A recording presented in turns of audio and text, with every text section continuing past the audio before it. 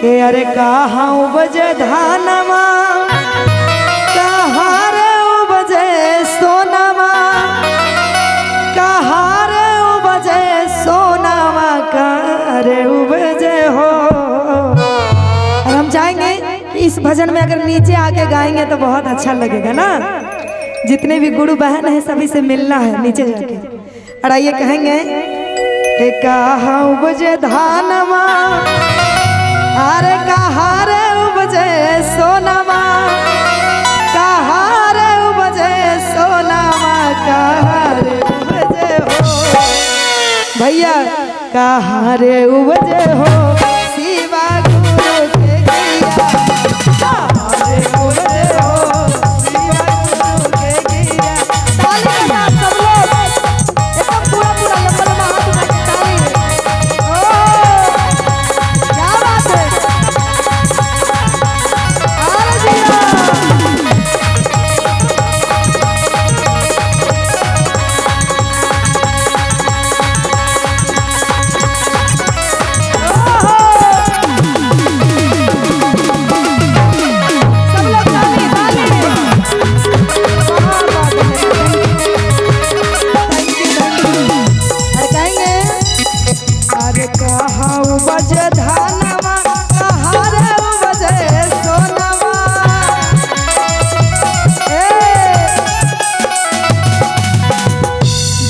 गुरु बहन के तरफ से ढेर सारा पुरस्कार आया है।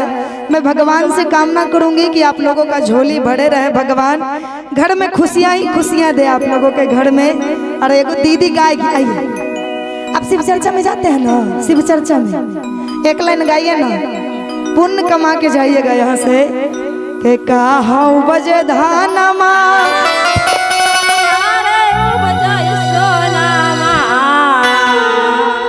कहाँ रे बजे हो शिवा गुरु के गैया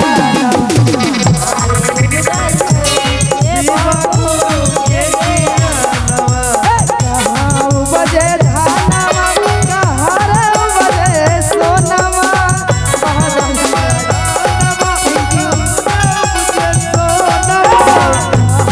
बजे धानमा कहाँ रे बजे सोनामा कहाँ रे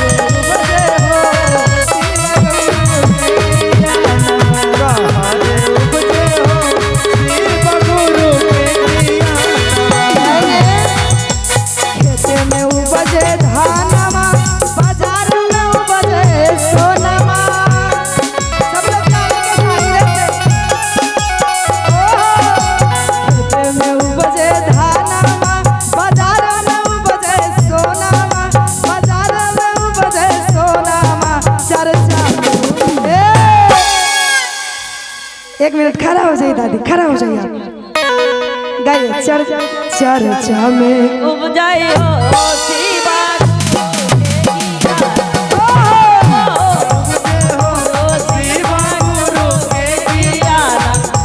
खेत में उपजे धानमा बाजारों में उपजे सोनामा।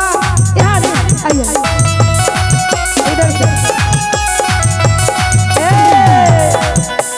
एक मिनट दादी गाएगी कि खेते में उपजे धानमा में उपजाई सोनामा चर्चा में उपजाइए शिवा गुरु के गैया माँ चर्चे में उपजाइए शिवा गुरु के गैया।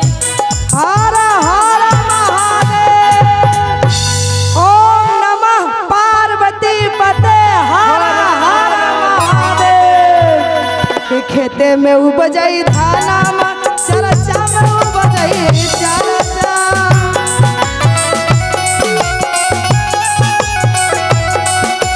खेते में उपजई धानमा बाजार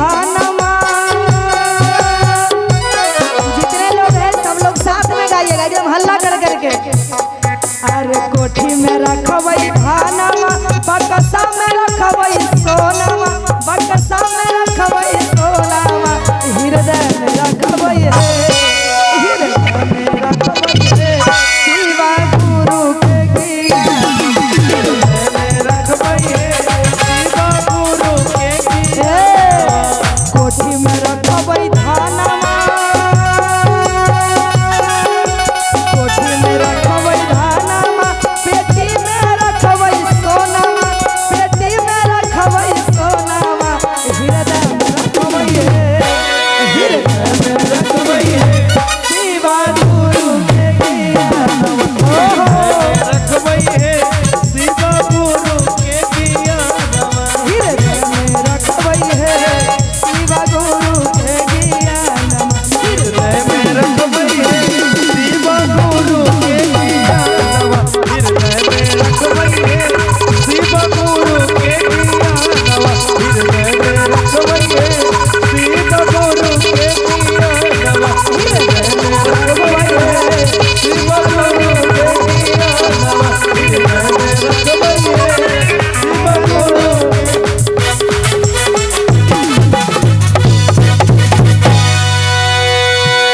और जितने भी गुरु बहन आए हुए हैं, अगर किन्हीं को यहाँ आके गाना है तो आके गा सकते हैं। अकेले हम बहुत देर से गा रहे हैं, गाइएगा आप आ जाइए। अगर कोई भजन याद है शिव चर्चा का तो गा सकते हैं, आ जाइए।